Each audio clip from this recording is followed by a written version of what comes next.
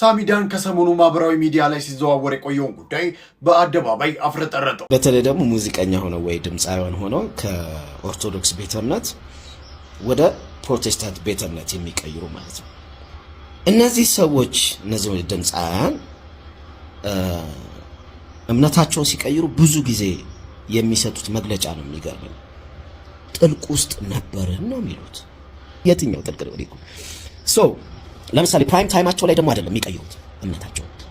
ሌላኞቹ እጅግ ለቤተ ክርስቲያን ፈተና የሆኑት ከሙዚቃው ዓለም ወይም ከፕሮቴስታንት ወደ ኦርቶዶክስ ተዋሕዶ ቤተ ክርስቲያን ቀጥታ ተመልሰው አገልግሎት ውስጥ የሚገቡ ሰዎች ናቸው ተብሏል። ቀጣዩ ታድሶ የሚል አለ፣ ቀጣይ ፕሮቴስታንት የሚል እንዲያውም አጋጥሞኛል። ማለት ሄድን ማለት ግን እምነት አልቀየርንም። በሰዓቱ ወደ ፕሮቴስታንት ደራሽ ሄዳችሁ ነበረ። አንተም ሰዎችህም ሃይማኖት ቀይራችሁ ነው። ይህ ዘርፌን የመናፈቅ ወይም ደግሞ ጥሎ የመውጣት እንዳልሆነ እንዲረዱልኝ ይፈልጋሉ። አንዳንድም ሰዎች ካለመረዳት ያክል የማይሆኑ ኮሜንቶችን ሲጽፉ አያለሁ። ዘርፌን የመናፈቅ ጉዳይ አይደለም። እኔ ያን መዝሙር ስዘምር እነዛን ሰዎች አይደለም ማስታውሰው። የዘርፌን መዝሙር መዘመር ምንድነው ለኢትዮጵያ ኦርቶዶክስ ተዋሕዶ ቤተክርስቲያን ምዕመናን የሚሰጠው እርባና? ከዚህ ሁሉ እንትረክ ለምን የራስክ መዝሙር አሰራ? ባይዘው ቤተክርስቲያን እያጠፋት ያለው አሁን ምንድነው? ከዘፈን መተው ቀጥታ ወደ ዝማሬ አገልግሎት የሚገቡ ሰዎች እንዳይነት ሰዎች ናቸው ቤተክርስቲያን ላይ ትልቅ አደጋ እየፈጠሩ ያሉት ማለት ነው። ሰላም ኦርቶዶክስ አይነት አላችሁ። እግዚአብሔር ይመስገን በጣም ደህና ነኝ። ሰሞኑን ትንሽ ጠፍቻለሁ። ያው አካውንቴ ወገቡን ተብሏል። ስለዚህ ባካችሁ ነው በእግዚአብሔር ሰሞኑን መነጋገሪያ የሆነውና ቅዱስ ሲኖዶስ ትኩረት ሊያደርግበት የሚገባው የግሪክ አቴኒሱ ጉዳይ ነው። ቤተክርስቲያን በግሪክ አቴኒስ ተረብሻለች። እነዚህንና የመሳሰሉትን ቪዲዮዎች ሲቀርብ ያለው ሰላም በዓለም ዙሪያ የምትገኙ ውድ ኢትዮጵያን ይህን ቪዲዮ እየተመለከታችሁ ከሆነ ቪዲዮውን ላይክ፣ ሰብስክራይብ፣ ሼር ማድረጋችሁ እንዳዘነጉ ቀጥታ ወደ ቪዲዮቹ እንሄዳለን። ሰሞኑን በግሪክ አቴኒስ ብፁዕ አቡነ ኤልያስ በሄዱበት ወቅት የተደረገው ድርጊት ብዙዎችን እያነጋገረ ይገኛል። በግሪክ አቴኒስ እንግዲህ የሚኖሩ ኦርቶዶክሳውያን እስከዛሬ ድረስ የት ሄዳችሁ ነው ቤተክርስቲያን ሲቆለፍብን እናንተ የት ሄዳችሁ ዛሬ ለምን ወደዚህ መጣችሁ ሲሉ በብፁዕ አቡነ ኤልያስ ላይ ተቃውሟቸውን አሰምተዋል። በፖሊስ ከዛ ቦታ ላይ እንደወጡ እየተነገረም ይገኛል። ይህንም ተከትሎ እንግዲህ ቅዱስ ሲኖዶስ በዛ ቦታ ላይ የተደረገውን ድርጊት እጅጉን ትኩረት ሊያደርግ ይገባል እየተባለም ይገኛል። አበው ሊቃነ ጳጳሳት ቪዲዮን ብትመለከቱት የተሻለ ይመስላል። በተለይ ደግሞ በኦርቶዶክሳውያን ምዕመናንና በአበው ሊቃነ ጳጳሳት መካከል ያለው ግንኙነት እየሻከረ እየመጣን ኦርቶዶክሳውያን ለወደፊቱ ያሳስባናል። ቴሌሚዲያን ግን ኮፒ ሊንክ፣ ሼር፣ ሪፖርት እያደረጋችሁ ወደ ቪዲዮ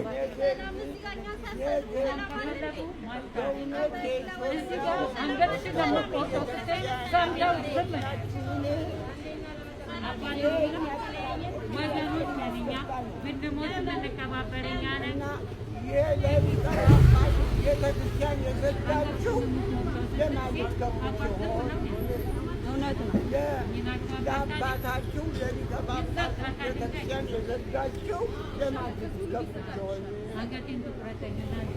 እኔ ላስታርቃችሁ አንድ ላድርግ ሰላም እንድትፈጥሩ ነበረ የመጣሁት እና እምቢ ብላችኋል። ሰላማችን መለስላችሁ። አሜን አሜን አሜን። ስለዚህ የእውነት አምላክ ይህን መሰለ በኢትዮጵያ ኦርቶዶክስ ተዋሕዶ ቤተክርስቲያን የለም አላየንም ባለኝ ስለዚህ እግዚአብሔር እንዲያው ምን አልታዘባችሁ፣ ዓለም ግን ታዘባችሁ። እውነት ዓለም እየታዘባችሁ እውነት የእነዚህ ምን ክርስቲያኖች ናቸው እያለ ዓለም ታዝቧችኋልና ከዓለም ትዝብት እንድትወጡ አደራ እባካችሁ። ይኸው የመንግስት ወታደር ሁሉ በዙሪያችሁ እያያችሁ የጠራችሁት እርቅማ አቡነ ጢሞቴዎስና አቡነ ጴጥሮስ ጨርሰው ሄደዋል። ዛሬ ለእርቅ አይደለም የተመጣው ለሌላ ነገር ነው።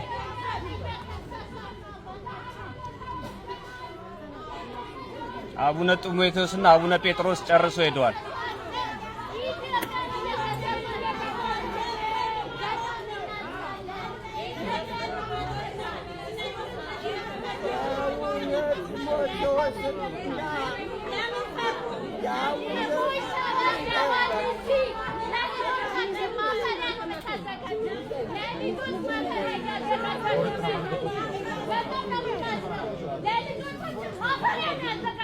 ኧረ ለእኛ ምንድን ነው ያደረግሽ? እኛማ ልጆቻችንም ተሳድበዋል። ጦሳቸውን ይዘው ገደል ይግቡ። ልጆቻችን እሱስ ምንም አያገባቸው።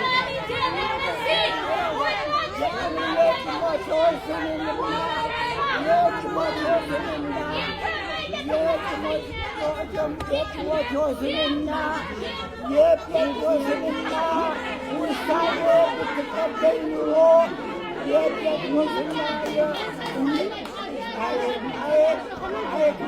የጴጥሮስንና የአቡነ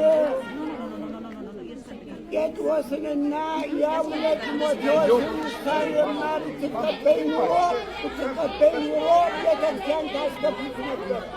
አዘጋጅ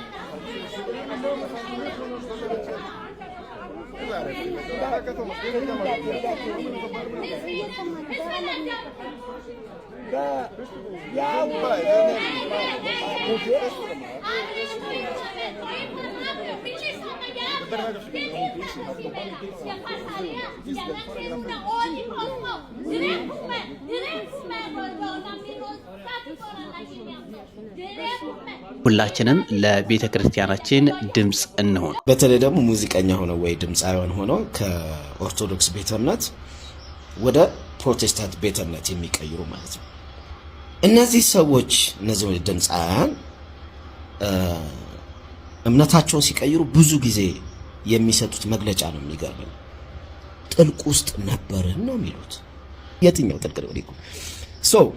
ለምሳሌ ፕራይም ታይማቸው ላይ ደግሞ አይደለም የሚቀይሩት እምነታቸው። ፕራይም ታይም ማለት ለምሳሌ ዘፈን አድርገ ዘፈኑ ታውቆ አልበም ሊሆን ይችላል፣ ሲንግል፣ ከዛ ቱር ትወጣለህ። ያኔ ነው ትኬት እንትን ሙሉ ተችሎ ነው። ሰው ደግሞ በጣም በቃ ፍቅሩን አፕሪሺዬሽኑን ያሳያል እዛ አብሮ ጋር ተቀምና ነው። ያ በቃ የሚያጓጓው ታይም ከፍ ይላል ዝቅ ይላል፣ ከዛ ደግሞ ከፍ ይላል። እንደዛ ነው አካሄዱ። እዛ ታይም ላይ አይቀይሩም። ያቺ ክሬማ ታይም ዝቅ ጅቡ ሲል ነው እና ብዙ መውጣት የማይችሉት ከመሰላቸው ይቀይራሉ። ሳሚዳን የሰሞኑን ጉዳይ አፍረጠረጠው። ሳሚዳን ከኦርቶዶክስ ወደ ፕሮቴስታንት ስለሚቀይሩ አርቲስቶች ይህም ብለዋል። አርቲስቶች ከስኬት በኋላ ሳይሆን ተስፋ ሲቆርጡ ነው እምነት የሚቀይሩት ሲልም ተደምጧል። ከቅርብ ጊዜ ወዲህ በኢትዮጵያ የኪነ ጥበብ ሰዎች ዘንድ እየተለመደ የመጣውን የእምነት ለውጥና ተያያዥ ጉዳዮች በተመለከተ ጠንከር ያለ ትችት ሰነዘረ። ድምፃዊው በተለይ ከኦርቶዶክስ ተዋሕዶ ቤተክርስቲያን እምነት ወደ ፕሮቴስታንት እምነት የሚሸጋገሩ አርቲስቶች ቀድሞ የነበሩበትን የሙዚቃ ህይወት አዘቅት ወይም ጨለማ ብለው መፈረጃቸውን ኮንኗል። የቀድሞ ማንነትን ማጠልሸት ሰውን ለማሳመን ነው ሲል የጠቀሰው ሳሚዳን በማህበራዊ ትስስር ገጹ ላይ ባጋራው ቪዲዮ አርቲስቶች እምነት በሚቀይሩበት ወቅት የሚሰጡት ምስክርነት ፈጣሪን ሳይሆን ሰውን ለማስደሰት የሚደረግ ነው ሲል ገልጾታል። ድምፃዊው እንዳለው የጊዜ ምርጫ ወይም አርቲስቶች እምነት የሚቀይሩበት በሙዚቃው ስኬት ጫፍ ላይ ወይም ፕራይም ታይም ሆነው ሳይሆን በራሳቸው ውጤታማ መሆን ሲሳናቸው ተስፋ ሲቆርጡ ነውም ብሏል። ሌላኛው ራስን ንጹህ የማድረግ ጥረት ነው ሲል የገለጸው ሳሚዳን አዲሱ የእምነት ማህበረሰብ ዘንድ ተቀባይነት ለማግኘት ሲባል ብቻ ለዓመታት የኖሩበትንነትና ሰውን ያስተማሩበትን የጥበብ ህይወት ቆሻሻ አድርጎ ማቅረብ ተገቢ እንዳልሆነ ገልጿል። ትውውቅ ወይም ፕሮሞሽን እውነተኛ ለውጥ በልብና በፈጣሪ መካከል የሚደረግ እንጂ አናውንስ ተደርጎ ለሰው የሚነገር መሆን የለበትም ብሏል። ዘፋኝ ስለሆንክ ብቻ ዘማሪ መሆን አትችልም ሌላኛው ድምፃዊው በትኩረት የተቸው ነጥብ ነው። እምነታቸውን የቀየሩ አርቲስቶች ወዳውኑ ወደ ዘማሪነት የሚሸጋገሩባቸውንም ጉዳይ ተችቷል። ዘፋኝ ስለሆንክ ብቻ ሄደህ መዘመር አትችልም፣ አብዛኛው እዚያ ሲዘምሩ አያምርባቸውም፣ የራሱ የሆነ የመዘመር ጸጋ ያስፈልጋል ያለው ሳሚዳን የራስን ተሞክሮ በማንሳት እሱ ግን አሁን ያለበት የኦርቶዶክስ ተዋሕዶ ቤተክርስቲያን እምነት እንደተመቸው ገልጿል። ይህ ነገር በእኛም ቤት ፈተና ሆኗል። ከሙዚቃው ዓለም ወደ ኦርቶዶክስ ተዋሕዶ ቤተክርስቲያን ዘማሪነት ሲመጡ እዛ ያላቸውን ልምድ ሙሉ በሙሉ ሳይተው ይመጡና በቤተክርስቲያን ውስጥ ችግር ሲፈጥሩ ታይቷል። አንደኛው ጉዳይ ይሄን ነው። ወንድማችን ይሄን ብሏል። እስኪ እንከታተል። ፕሮቴስታንት የሚል እንዲያውም አጋጥሞኛል። ማለት ሄድን ማለት ግን እምነት አልቀየርንም። በሰዓቱ ወደ ፕሮቴስታንት ደራሽ ሄዳችሁ ነበረ። አንተም ሰዎችህም ሃይማኖት ቀይራችሁ ነው። ይህ ዘርፌን የመናፈቅ ወይም ደግሞ ጥሎ የመውጣት እንዳልሆነ እንዲረዱልኝ ይፈልጋሉ። አንዳንድም ሰዎች ካለመረዳት ያክል የማይሆኑ ኮሜንቶችን ሲጽፉ አያለሁ። ዘርፌን የመናፍቅ ጉዳይ አይደለም። እኔ ያን መዝሙር ስዘምር እነዛን ሰዎች አይደለም ማስታውሰው። የዘርፌን መዝሙር መዘመር ምንድነው ለኢትዮጵያ ኦርቶዶክስ ተዋሕዶ ቤተክርስቲያን ምዕመናን የሚሰጠው እርባና? ከዚህ ሁሉ ንትርክ ለምን የራስክ መዝሙር አሰራ? ባይዘው ቤተክርስቲያን እያጠፋት ያለው አሁን ምንድነው? ከዘፈን መጥተው ቀጥታ ወደ ዝማሬ አገልግሎት የሚገቡ ሰዎች እንዳይነት ሰዎች ናቸው ቤተክርስቲያን ላይ ትልቅ አደጋ እየፈጠሩ ያሉት ማለት ነው። ሰላም ኦርቶዶክሳውያን አላችሁ? እግዚአብሔር ይመስገን በጣም ደህና ነኝ። ሰሞኑን ትንሽ ጠፍቻለሁ። ያው አካውንቴ ወገቡን ተብሏል። ስለዚህ ባካችሁ ነው በእግዚአብሔር ስንጠይቃችሁ ለሚጠበቅባችሁ እንድታደርጉ 3 ሰከንድ ስጣችሁ እስኪ። ቴንክ ዩ። አካውንቱን ፎሎ፣ ቪዲዮ ደግሞ እጅግ አብሳ ሼር፣ ኮፒ ሊንክ፣ ሪፖስት፣ ዱት፣ ላይክ፣ ፌቨራይት አድርጋችኋል። ወደ ሐሳባችን እንግባ። እኔ ከዚህም በፊት በዚህ ልጅ ላይ ሰርቼ በታላቅም ነገር ግን ፍኖተ ጽድቅ በተባለው የተሐድሶ ተቋም የፕሮቴስታንት ተቋም ደግሞ ብዙ ጊዜ ሐሳቤን ለመግለጽ ሞክሬያለሁኝ። በነገራችን ላይ እንደ አይነት ሰዎች ናቸው አደገኛ የሆነ ቤተክርስቲያን ላይ ምንፍቅና እያመጡ ያሉት። ከዘፈን ይመጣ ሰው ቀጥታ ወደ ዝማሬ ይላል። እንደ አይነት ሰዎች ቤተክርስቲያን ላይ መጥተው አደጋ እየፈጠሩ ነው ያሉት። ምክንያቱም ቤተክርስቲያን አውግዛ የልያቻቸውን ዝማሬዎች በመዘመር ከዚያ ደግሞ እንደ አይነት ዜማ ደግሞ ቤተክርስቲያን ላይ አዲስ የሆኑ እንግዳ የሆኑ ዝማሬዎችን ደግሞ ወደ ቤተክርስቲያን አስገው በማስገባት ይሄን ዝማሬ ሰምተን እንመለስ። ኢየሱስ ነው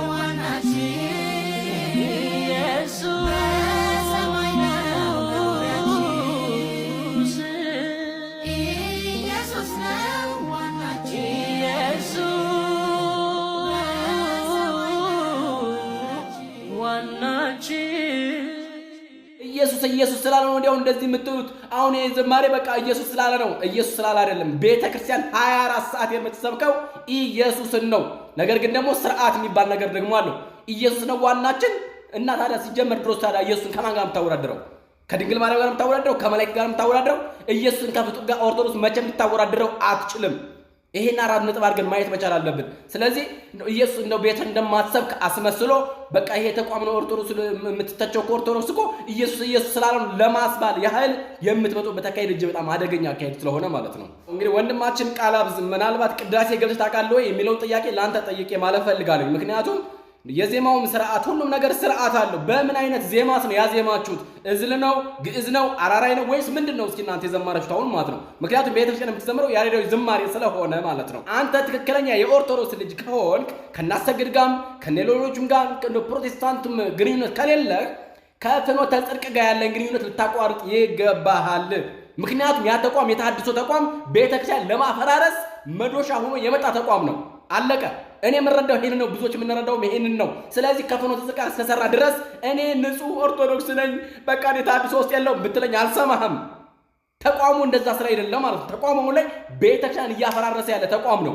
በተለይ ደግሞ በዝማሬዎች ደረጃ ማለት ነው። የፕሮቴስታንትን ዘፈን የሚዘፍሩት ብዙ ኢንስትሩመንቶች የነበሩ እነሱ ሊወጡ ይችላል። አሁን ላይ በስንት መከራ በስንት ወንድሞች ትግል አማካኝነት አሁን ላይ ግን እያደባ ጊዜ እየጠበቀ ወቅት እየጠበቀ የተነሳ ሲመስለው እንደ አዲስ እየመጣ አጀንዳ እየሰጠን ያለው ፍኖተ ጽድቅ የተባለው የተሐድሶ ተቋም ነው። አንተም ደግሞ እዛው እስከሰራ ድረስ ንጹህ ነኝ ማለት አትችልም። ከዛ ውጭ ግን አንተና እግዚአብሔር ናችሁ ልብን የምታውቀው ማለት ነው። እኔን መሸወድ ትችላለህ፣ እግዚአብሔርን መሸወድ አትችልም። የሆነ ጊዜ እግዚአብሔር ደግሞ አሳልፎ ይሰጥሃል። ስለዚህ የምታገለግል ከሆነ በንጽህና አገልግል። ስለዚህ አንተ ከየትኛው ወገን ነህ? ከኛ ወገን ነህ ወይስ ከነዛ ወገን ነህ? አሁንም ቢሆን ራስን ግልጽ አድርገን ለይተን እንድትወጣ በእግዚአብሔር ስም እንጠይቅሃለን ወንድማችን ቃለ አብ ማለት ነው። ከዛ ውጭ ደግሞ ነው ከዘፈን ወደ ቀጥታ ወደ ዝማሬ የምትመጡ ሰዎች ደግሞ ባካችሁ ነው ለራሳችሁም ለህሊናችሁም ለእግዚአብሔር ለህዝብም የሚመች አገልግሎት አገልግሉ።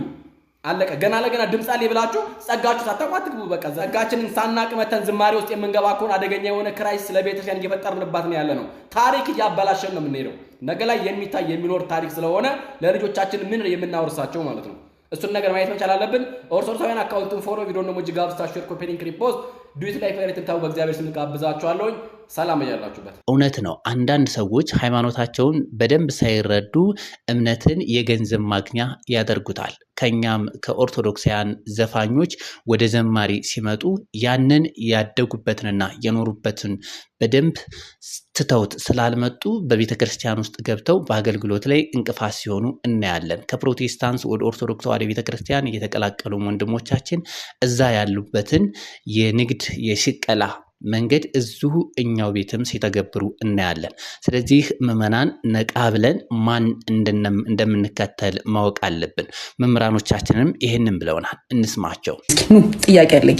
የፋሲካ ጾምን የምትጾሙ ወንድምና እህቶቼ መቼ ነው የፋሲካ በዓልን ልታከብሩ ያሰባችሁት? የትኛውን የፋሲካ በዓል? የቂጣ በዓል ፓስኦቨርን ነው የምትዩ? ምን እናከብራለን? እኛ እኮ ኦርቶዶክሶች። ይህ ጥያቄ ብዙ ጊዜ ቤተክርስቲያን ታሪክና በትውፊት መካከል ያለውን ልዩነት ካለመረዳት የሚመጣ ነው። ኦርቶዶክስ ቤተክርስቲያን ትንሣኤን ነው የምታከብር ወይም ኢስተር ብላ ትጠራለች። የፋሲካ ጾም ለምትጾሙ ላልሽው ይሄ ጾም የፋሲካ ጾም ሳይሆን ሁዳዴ ወይም አብይ ጾም ይባላል። ጌታችን ኢየሱስ ክርስቶስ 40 ቀንና 40 ሌሊት የጾመውን በማሰብ እኛ የእሱን ፈለግ ተከትለን መከራውን ፈተናውን ለመካፈል እንጾማለን። እዚህ ጋር መናገር የምፈልገው ፓስኦቨር ፋሲካ በሙሴ አማካኝነት እስራኤላውያን ከግብጽ ባርነት የወጡበት አካላዊ ነጻነታቸው የሚከበርበት ቀን ነው። የሚከበረውም በበግ ደም ነበር። ከደሙም ወስደው በሚበሉበት ቤት ሁሉ መቃንና ጉበኑን ይቀቡት ይላል ዘጸአት 12 ከቁጥር 6 ጀምሮ። ስለዚህ እህቴ እንደ አይሁድ ስርዓት በራቸው መቃን ላይ ቀብተው ከስጋ ሞት እንደዳኑት ሳይሆን እኛ የአዲስ ኪዳን ልጆች በጉ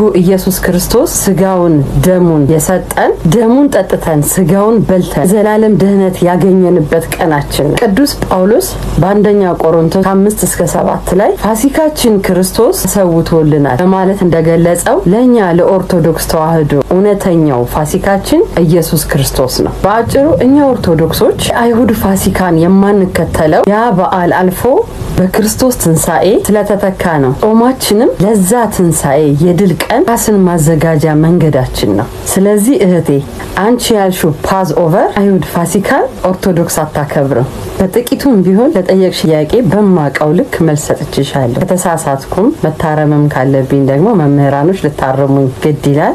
መልካም የጾም ጊዜ ይሁን። ዲያቆን ሄኖክ ኃይሌ አንድ ስብከቱ ላይ ይህንን እየሰማሁ ነበር።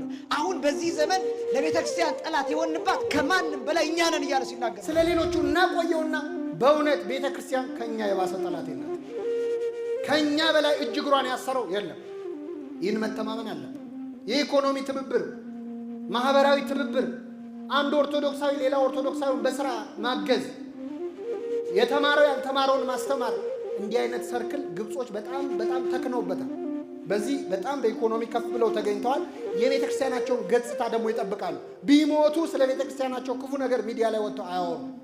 እኛ ግን እየወጣን ከፓትርያርኩ አንስቶ ሁሉም መዘርጠጥ አገልግሎት ነው ይመስል። ይህን ከነሱ እንማራለን።